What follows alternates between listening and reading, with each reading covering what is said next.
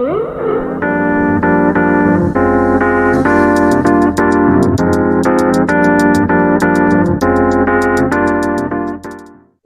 beautiful people, beautiful humans. We're back on the YouTubes. Don't forget to like, share, and subscribe, please. We want to get this conversation going. My mission is to get people curious about intimacy and all the things behind the scenes, what that actually involves, and to really start talking about what works, what doesn't, as a communication base, as a setup for your intimate realm, as a cornerstone for your entire life, to really understand intimacy could be everything. And it's really about self. Into me, I see. TM. So today I want to touch on this shame and guilt conversation that kind of wraps up into a self-betrayal. So shame and guilt has been something that we have learned along the way as a human. This is not things that we are born with. However, there are things that happen in life, mainly from our caregivers, that teach us that we need to feel a certain way in order to get love. So shame and guilt is more about a manipulation tactic than anything. It's very interesting. So shame is I am bad and wrong. And guilt is I have done something bad or wrong. Now, who's to dictate what bad and wrong is? Just because it's something, maybe it's different and you're not understanding, or you do something that's not normal and people just go, oh my goodness, like that you should really just not be a human, more or less, is the message that we get. So how can we separate ourselves from these feelings that are they're not ours? This is something that's bestowed upon us at a very young age, so our adult caregivers can get their needs met. And I can probably go into another conversation about getting your needs met, and I probably will, but this is not the conversation. Let's be honest. Okay. I really want you to think about a time in your childhood or your younger self, teenage years even, because that's a big one, when you felt shame or guilt about a situation. Just think about it. See how it feels in your body. For me, it feels icky. It feels like gross. Like I'm like, oh, I just want to like jump out of my skin.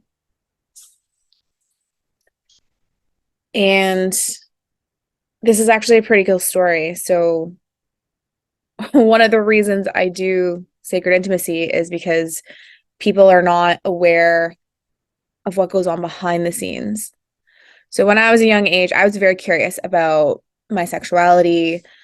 I believe I was, I want to say like 11, and I was on the computer and I was searching for things, and somehow I got onto a porn website. My mom found out. I tried to like explain my way out of it. And I basically was like, okay, this is happening. Mom's really pissed. All I felt was like, oh my God, this is dirty, bad, and wrong. I shouldn't be doing these things. And then she continues to like tell people and be like, do you know what she did? And blah, blah, blah. And it was just like this horrific experience. But I distinctly remember that's one of the times I felt really shameful. Like I was bad and wrong. Actually, I felt shame and guilt at the same time. So I felt like I was a bad person and that I did something really horrible. But the thing is, there's no conversation other than like the birds and the bees talk and all that to really have someone be like, okay, she's just curious. How do I express this to her in an age level appropriate way? But I've carried that for a long time, you know? So as I'm getting into Tantra and getting into the intimacy realm, and all my brain is about is like sex is bad or wrong, and like porn and like just doing the dirty is like really wrong. Um, Being curious about it, like how others do it, and these like all of these things came up for me. So this is why my body really feels dirty, bad, and wrong. I've done a lot of work to rid myself of these things. At the basis for anyone, it doesn't have to be like a sexual experience or trauma, but it could be like, I don't know, you took a cookie from the cookie jar and your parents like shamed you and manipulated you into thinking that it's gonna like cause all these things, which I mean, yes, if you overextend yourself in an area of eating, it can cause certain diseases and such. But the point of this is like the feeling you get when someone's like, that's not okay. So we're sitting here. No wonder we don't speak up. No wonder we don't tell people what we need, because we're so afraid internally that we've done something bad or wrong to somebody else. Now that's their perception. So you can't really take it on as fact. I mean, you can, but if you do, just know that's the future you're living into. But what would happen if there was a conversation that didn't involve manipulation tactics? What if there was a conversation for the youngins or even our adult selves, because we got to repattern ourselves, people. Okay. No fault of anyone's. We learned what we learned. And what can we do? What conversation can we have? So this is the kicker. When you understand yourself, what is okay for you, your needs, your boundaries, there's actually no place where another person can make you feel shameful or guilty. We do this all on our own. So it's the most important to get curious where you find yourself shutting down in a shameful, guiltful way when certain situations happen. You don't have to like dig really deep and figure out why this is happening, but just notice your body and go, oh my goodness. Then you can do something about it. Because once you understand it, once you understand, oh, I'm feeling shame right now. I don't think I should be, but this is like my automatic default. I'm just going to feel these things. And then after the fact, what is it that you're going to do? So shame and guilt from this point forward, if you're watching this video, make a declaration to yourself, whether you're going to live into the future that you will just take on the shame and guilt as you have been automatically this whole time, or if you're going down the other path, which suggests that I'm in control of my feelings, I'm in control of what physically and emotionally happens to me because it's up to me. Now, there's a lot of other types of work to understand your triggers, to understand where this shameful, guiltful sensations come from. But at the basis, it just takes a decision to say, I'm no longer doing this. I am whole, perfect, and complete just as I am. And I'm going to live into that future and see you. So take on that way of being. We really need to start taking on the opposite. If I wasn't feeling shame and guilt, what would I be feeling instead?